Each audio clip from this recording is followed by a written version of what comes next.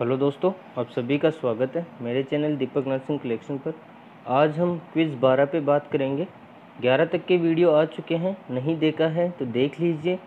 Important topic थे, उनके video मैंने डाल दिए हैं, वो भी देख लीजिए। चैनल पे जाइए, वीडियो में जाइए, वहाँ सारे वीडियो पड़े हैं, देख लीजिए। वीडियो को लाइक कीजिए, चैनल को सब्सक्राइब कीजिए, अपने दोस्तों के साथ शेयर कीजिए। आज हम बात करते हैं क्विज़ 12 पे। क्वेश्चन नंबर फर्स्ट है, exposure to noise above cause permanent loss of hearing. बोल रहा है कि कितने डेसिबल नॉइस में जाएंगे या एक्सपोजर होने पर परमानेंट हियरिंग लॉस हो जाता है। ऑप्शन ए है 85 डेसिबल, बी है 90 डेसिबल, सी है 100 डेसिबल और डी है 160 डेसिबल। तो अगर 100 से ऊपर डेसिबल में हम जाते हैं, इतना नॉइस अगर एक्सपोजर होता है किसी पर्सन को, तो परमानेंट हियरिंग लॉस के चांस होते हैं। तो ऑप्शन सी यहाँ राइट आंसर है। अगला क्वेश्चन है, principle of fairness is. Fairness का प्रिंसिपल क्या है। ऑप्शन ए है ऑटोनॉमी, बी है फिडेलिटी, सी है जस्टिस और डी है एडवोकेसी। प्रिंसिपल ऑफ फेयरनेस की बात करें तो वो काम जो किसी व्यक्ति के लिए आवश्यक है या उसके प्रति सही है, वो जस्टिस के रूप में आता है। तो ऑप्शन सी यहाँ राइट आंसर है। फेयरनेस का प्रिंसिपल जस्टिस होता है। अगला क्वेश्चन है, oxygen saturation is measured by. Oxygen saturation किसके द्वारा मेजर्ड होता है, किसके द्वारा नापा जाता है। ऑप्शन ए है पल्स ऑक्सीमीटर, बी है थर्मामीटर, सी है मैनोमीटर और डी है पल्स ट्रांसड्यूसर। तो ऑप्शन ए यहाँ राइट आंसर है। पल्स ऑक्सीमीटर के द्वारा हम ऑक्सीजन सेचुरेशन विद पल्स हम नाप सकते हैं। पल्स भी और पल्स का जो ऑक्सीजन का सेचुरेशन है वो भी हम पल्स ऑक्सीमीटर के द्वारा मापा जा सकता है।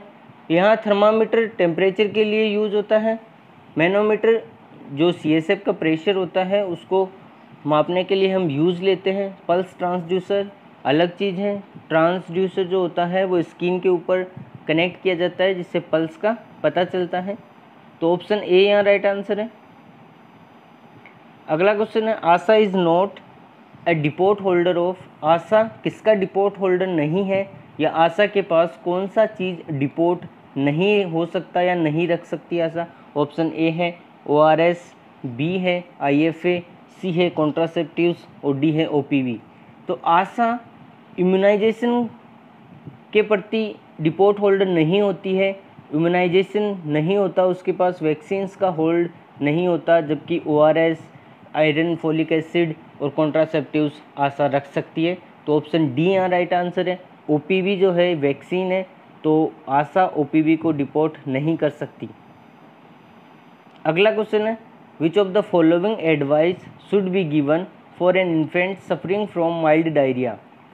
एक इन्फेंट है जो माइल्ड डायरिया से सफ़र है, माइल्ड डायरिया उसको अभी हो रहा है, नर्स क्या एडवाइस देगी उसको, उसके पेरेंट्स को क्या एडवाइस देगी नर्स। ऑप्शन ए है कंटिन्यूस ब्रेस्ट फीडिंग, बी है एंटीबायोटिक्स, सी है stop all breast feed and start ORS and D है इंट्रावेनस फ्लूइड एडमिनिस्ट्रेशन।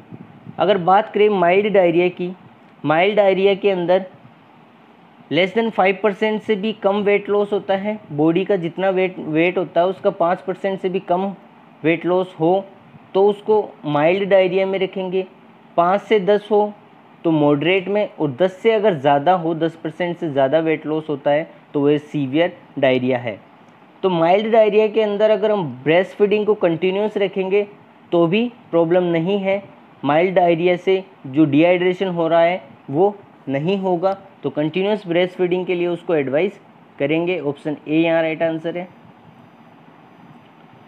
अगला क्वेश्चन है, which of the following indicator is use for growth monitoring at anganwadi centre. Anganwadi centre के लिए जो बच्चों के लिए, बच्चों में ग्रोथ का जो मॉनिटर है, जो उसका इंडिकेटर क्या है। ऑप्शन ए है हाइट फॉर एज, बी है मिड आर्म सर्कमफेरेंस, सी है वेट फॉर एज और डी है height for weight. Option C यहाँ राइट आंसर है। वेट फॉर एज, एज के हिसाब से अगर वेट बढ़ रहा है तो बच्चों की ग्रोथ के बारे में इंडिकेट करता है, बच्चों की ग्रोथ को इंक्रीज होने का इंडिकेशन है। ग्रोथ इंडिकेट जो बढ़ रही है, ग्रोथ बढ़ रही है बच्चों की, वो बताता है कि अगर एज के हिसाब से उसका वेट बढ़ता जाए तो आंगनवाड़ी सेंटर पे वेट फॉर एज मॉनिटर करता है, ग्रोथ का इंडिकेशन है। तो ऑप्शन सी यहाँ राइट आंसर है। अगला क्वेश्चन है, urine bag and catheter biomedical waste will be disposed in. Urine bag और जो कैथेटर है वो किसके अंदर, किस बैग के अंदर डिस्पोज किए जाते हैं? ऑप्शन ए है येलो बैग, बी है रेड बैग, सी है वाइट कंटेनर और डी है ब्लू बैग। तो ऑप्शन बी यहाँ राइट आंसर है। रबर आर्टिकल या फिर रिसाइक्लेबल आर्टिकल जो दोबारा से काम लिए जा सकते हैं, उन आर्टिकल्स को हम रेड बैग के अंदर डिस्पोज करते हैं। बायोमेडिकल डिस्पोज्ड होता है रेड बैग में। तो ऑप्शन बी यहाँ राइट आंसर है। येलो बैग में हम इन्फेक्टेड मटेरियल्स होता है, बॉडी जो ऑर्गन्स होते हैं इन्फेक्टेड, उनको रखा जाता है, उनको डिस्पोज किया जाता है येलो बैग के अंदर। ब्लू बैग के अंदर जो एम्प्यूल्स या वाइल्स जो टूट गई हैं उनको रखते हैं, और वाइट कंटेनर के अंदर हम सिरिंज वगैरह को रखते हैं, जो निडिल होती हैं नुकीली चीज़ें, उनको वाइट में रखा जाता है। अगला क्वेश्चन है, which of the following type of renal calculi is radiolucent. Radiolucent कौन सी रीनल कैलकुलाई या कौन सी रीनल स्टोन रेडियोल्यूसेंट होती है? ऑप्शन ए है कैल्शियम ऑक्जेलेट, बी है कैल्शियम फॉस्फेट, सी है यूरिक एसिड और डी है स्ट्रोवाइट। तो ऑप्शन सी यहाँ राइट आंसर है। यूरिक एसिड रेडियोल्यूसेंट है, जबकि ए, बी और जो डी ऑप्शन है वो रेडियो ओपेक है। इनको अगर हम एक्सरे करते हैं तो ये एक्सरे में दिखाई दे जाती है। कैल्शियम ऑक्जेलेट, कैल्शियम फॉस्फेट और स्ट्रोवाइट जो होती है वो एक्सरे के अंदर दिखाई दे जाती है, जबकि यूरिक एसिड स्टोन होती है वो एक्सरे में दिखाई नहीं देती क्योंकि वो रेडियो ल्यूसेंट होती है। इसके लिए हमें डाई की आवश्यकता होती है, हम डाई इंजेक्ट करके फिर एक्सरे लेते हैं जिससे यूरिक एसिड स्टोन दिखाई देती है। तो ऑप्शन सी यहाँ राइट आंसर है। अगला क्वेश्चन है, following a thyroidectomy the nurse suspect injury to one laryngeal nerve when the patient develops. एक पेशेंट है जिसको थायरॉयडेक्टोमी हुई है, नर्स कैसे पता लगाएगी कि उसको लैरिंजियल नर्व की इंजरी हुई है? तो ऑप्शंस की बात करें, ऑप्शन ए है लैरिंजियल स्टोडोर होगा उसको, बी है हॉर्सनेस ऑफ वॉइस, सी है रेस्पिरेटरी ऑब्स्ट्रक्शन और डी है बोथ बी एंड सी। तो ऑप्शन बी यहाँ राइट आंसर है। हॉर्सनेस ऑफ वॉइस होगा उसको तो पता लग जाएगा कि उसको लैरिंजियल नर्व की इंजरी हुई है। अगला क्वेश्चन है, ऑटोनॉमी रेफर्स टू। ऑटोनॉमी किसको रेफर करती है? ऑटोनॉमी क्या होती है? ऑप्शन ए है पर्सन्स इंडिपेंडेंसी, बी है रिस्पॉन्सिबिलिटी, सी है अकाउंटेबिलिटी और डी है फिडेलिटी। तो ऑप्शन ए यहाँ राइट आंसर है। पर्सन्स इंडिपेंडेंस को हम ऑटोनॉमी बोलते हैं। ऑटोनॉमी मतलब स्वायत्त शासन, स्वयं सहायता मतलब खुद जो काम करता है वो उसको ऑटोनॉमी बोलते हैं। पर्सन किसी की बिना हेल्प के अगर प्रॉब्लम सॉल्विंग और डिसीजन मेकिंग करता है तो उसको ऑटोनॉमी बोलते हैं। ऑप्शन ए यहाँ राइट आंसर है। पर्सन्स इंडिपेंडेंसी को हम ऑटोनॉमी बोलते हैं। अगला क्वेश्चन है, indwelling urinary catheter represent a risk for urinary tract infection because it. एक पेशेंट है जिसको यूरिनरी कैथेटर लगा हुआ है, कौन सा रिस्क है जो यूटीआई को इंडिकेट करेगा? ऑप्शन ए है keep an incontinence patient skin dry, B है can get caught in the lines, C है obstruct the normal flashing action of urine flow and D है allow the patient to remain hydrated. एक patient है जिसको catheter लगा हुआ है, urinary catheter लगा हुआ है, वो पहले यूरिन पास आउट करता था तो यूरिथ्रा को फ्लैश करके क्लीन करके ले आता था, उसकी वजह से यूटीआई होने के चांस नहीं थे। जबकि अब जो है कैथेटर की वजह से जो यूरिथ्रा है वो फ्लैश नहीं हो रहा है, यूरिथ्रा से यूरिन पास आउट नहीं हो रहा है, तो उसकी वजह से बैक्टीरिया की ग्रोथ होएगी और वहाँ यूटीआई चांस होने का, यूटीआई का चांस बढ़ जाएगा। तो ऑप्शन सी यहाँ राइट आंसर है, obstruct the normal flashing action of urine flow. अगला क्वेश्चन है the most important sign of heat stroke. Heat stroke का मोस्ट इम्पोर्टेंट साइन क्या है? ऑप्शन ए है हॉट ड्राई स्किन, बी है cold dry skin, C है hot moist skin और D है कोल्ड मॉइस्ट स्किन। तो हीट स्ट्रोक हाइपरथर्मिया को बोलते हैं। तो ऑप्शन ए यहाँ राइट आंसर है। हॉट ड्राई स्किन अगर उसकी है तो वो उसको हीट स्ट्रोक हुआ है। हीट स्ट्रोक होता क्या है, कितना टेम्परेचर होता है? हीट स्ट्रोक को हम हाइपरथर्मिया भी बोलते हैं, जिसके अंदर टेम्परेचर अगर 105.8 डिग्री से ज़्यादा होता है, ठीक है, तो उसको हम हाइपरथर्मिया या हीट स्ट्रोक बोलते हैं। मैनेजमेंट की बात करें तो पॉजिटिव जो एनवायरनमेंट है जहाँ उसको हीट स्ट्रोक हुआ है वहाँ से उसको कोल्ड प्लेस पे ले जाना है, उसका एयरवे ओपन करना है और फिर कोल्ड स्पंजिंग प्रोवाइड करनी है। कोल्ड स्पंजिंग हम चेस्ट पे नहीं देंगे क्योंकि चेस्ट पे न्यूमोनिया होने का ज़्यादा चांस रहेगा। तो provide cold spongin without chest, बिना चेस्ट के ही देना है, चेस्ट के ऊपर कोल्ड स्पंजिंग प्रोवाइड नहीं करनी है। अगला क्वेश्चन है the nurse caring for a client in the active stage of labour is monitoring the fetal status and note that the monitor strip show a late deceleration. Based on this observation, which action should the nurse plan to take immediately?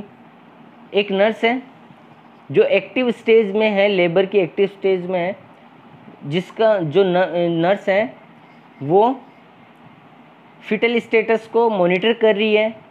तो monitor strip में पता लग रहा है कि वो foetal status जो है वो लेट डिसलरेशन है, फिटल का मूवमेंट कम हो रहा है, ऑक्सीजनेशन कम हो रही है।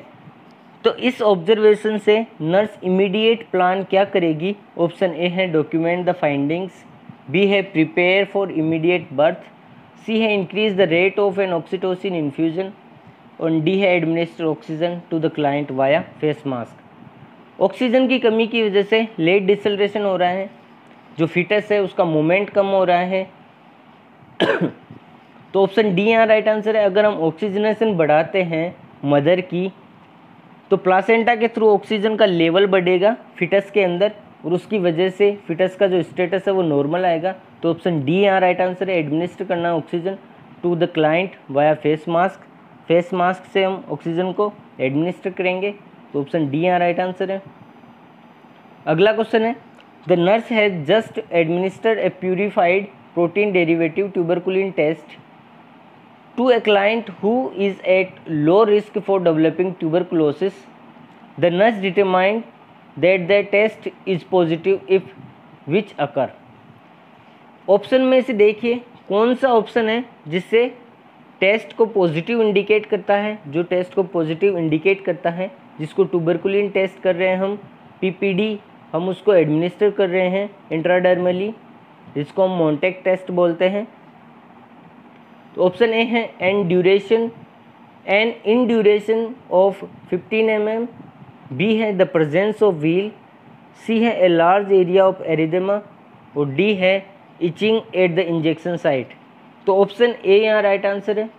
An induration of 15 mm, जहाँ पे साइट पे जिस साइट पे हमने इंजेक्शन लगाया है अगर उसका एरिया 15 mm से ज़्यादा हो गया है तो टेस्ट पॉजिटिव इंडिकेट करता है। ऐसे ही है एंड ड्यूरेशन की बात करें, अगर लेस देन 5 mm है तो टेस्ट नेगेटिव रहेगा, 5 से 10 mm है तो पेशेंट सस्पेक्टेड रहेगा, उसको हो सकता है टीबी। अगर 10 mm से ज़्यादा है तो वो टेस्ट पॉजिटिव इंडिकेट करता है। अगर 5 mm पेशेंट को HIV है या और भी कोई प्रॉब्लम है और उसको 5 mm से ज़्यादा इंडिकेट हो रहा है, एंड ड्यूरेशन जो है इन ड्यूरेशन है वो 5 mm से ज़्यादा है तो भी टेस्ट पॉजिटिव माना जाएगा। अगला क्वेश्चन है an adult client has undergone an lumbar puncture to obtain cerebrospinal fluid for analysis. After reviewing the result of the analysis the nurse recognize that the CSF is normal when which element is negative. एक patient है जिसको lumbar puncture किया है, CSF fluid का analysis किया है, कौन सा एलिमेंट एब्सेंट होने पर CSF नॉर्मल इंडिकेट रहेगा? ऑप्शन ए है प्रोटीन, बी है ग्लूकोज, सी है रेड ब्लड सेल और डी है वाइट ब्लड सेल। तो ऑप्शन सी यहाँ राइट आंसर है। अगर CSF के अंदर RBC एब्सेंट है तो वो नॉर्मल है, अगर RBC प्रेजेंट है तो वो हेमरेज को इंडिकेट करता है। तो ऑप्शन सी यहाँ राइट आंसर है।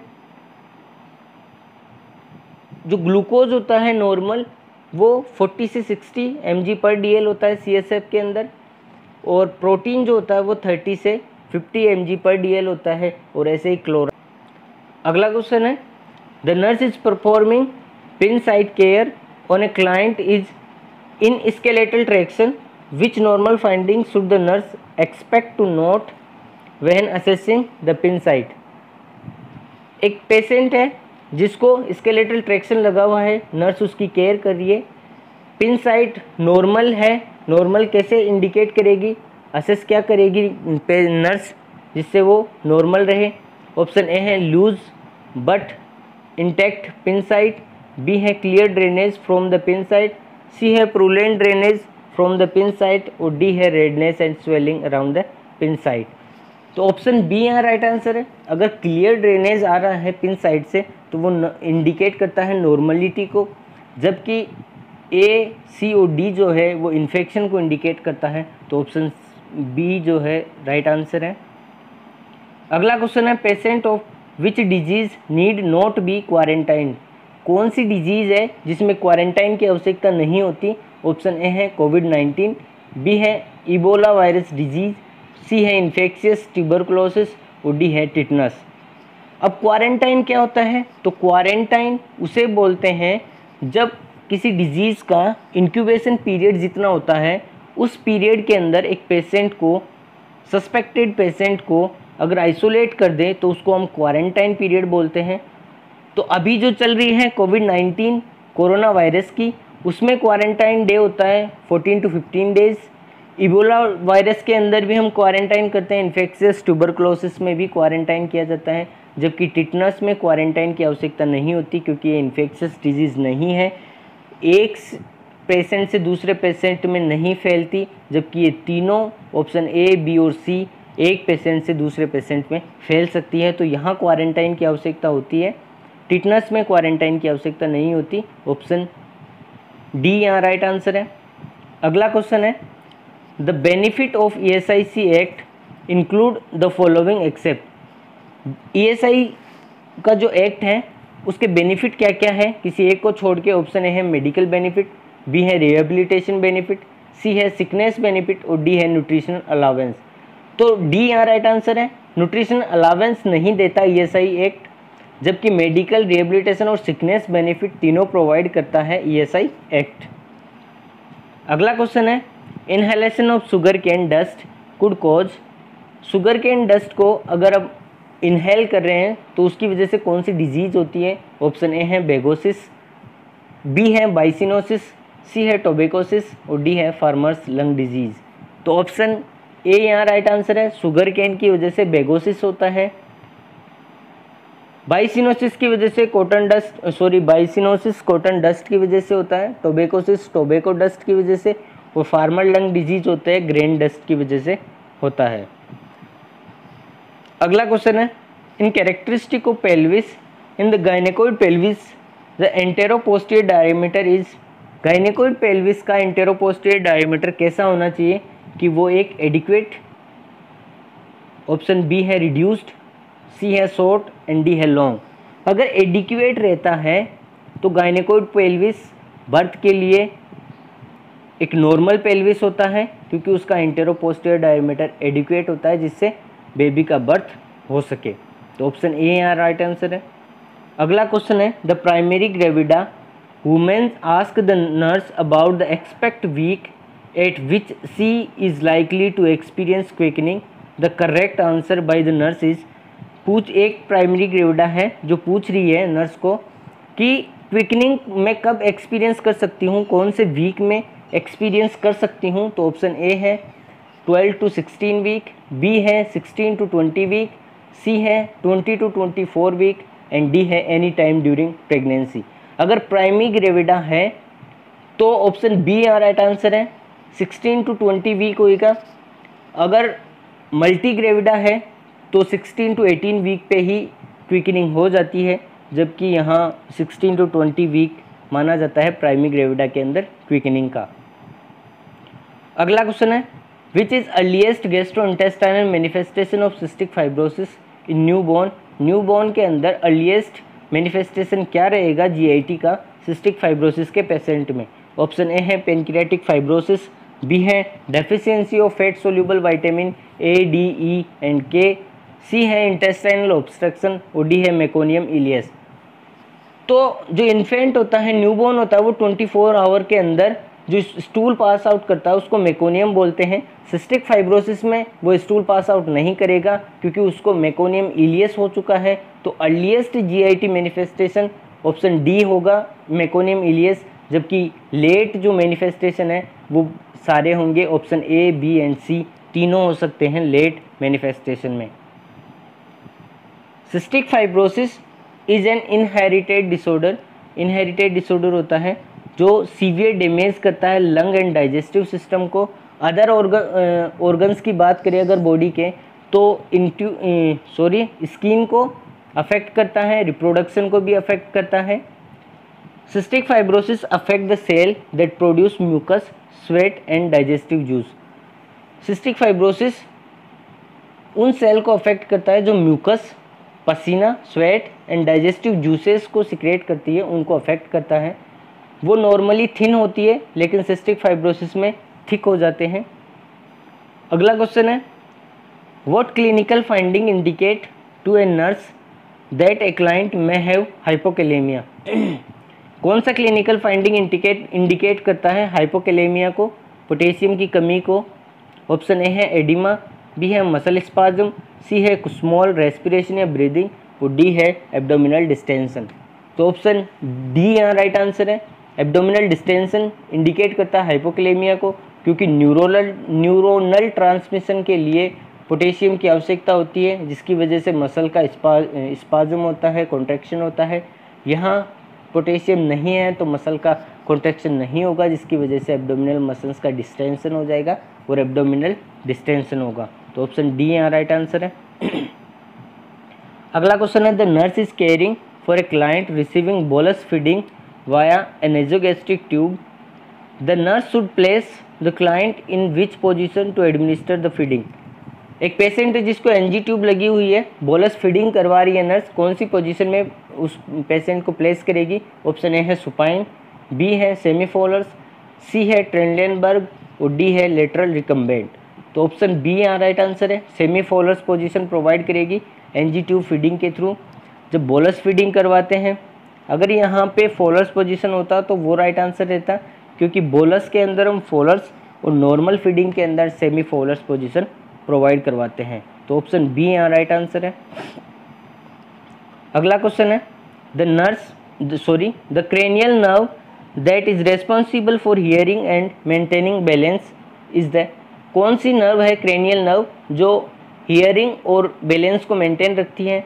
ऑप्शन ए है ट्रोक्लियर, बी है वेस्टिबुलोकोक्लियर, सी है ट्राइजेमाइनल और डी है वेगस। तो 8 नंबर की जो नर्व होती है वो हियरिंग और बैलेंस के लिए इम्पोर्टेंट होती है, ज़रूरी होती है। तो ऑप्शन बी यहाँ राइट आंसर है। 8 नंबर की वेस्टिबुलोकोक्लियर होती है, तो ऑप्शन बी यहाँ राइट आंसर है। आज के लिए इतना ही दोस्तों। वीडियो पसंद आया हो तो लाइक कीजिए, सब्सक्राइब कीजिए चैनल को, अपने दोस्तों के साथ शेयर कीजिए।